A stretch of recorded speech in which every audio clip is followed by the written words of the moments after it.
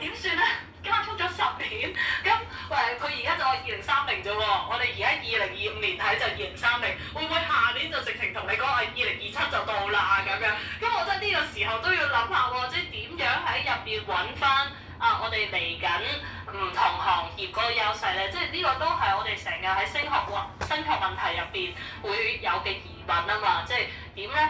科技咁犀利，咁我哋係咪個個走去做一啲同工程啊、資訊科技相關嘅行業？呢度不如先問下校長有咩睇法啦。首先咧，我係好同意嘅。其實咧喺香港你都聽到啦，係 STEM 啊，啲已經其實喺之前咧已經一路嗌緊嘅。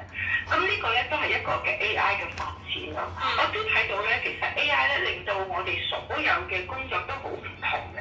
例如我舉一個例子俾你聽啦，或者我哋有啲同事咧覺得佢讀理科或者工程嘅，佢要寫一篇嘅論文啊，佢以前寫得好辛苦嘅。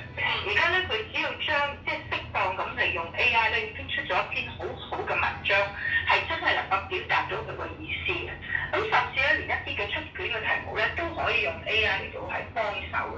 咁我哋可以見到咧，以前我哋都冇諗到 AI 做到嘅嘢咧，而家都做到嘅。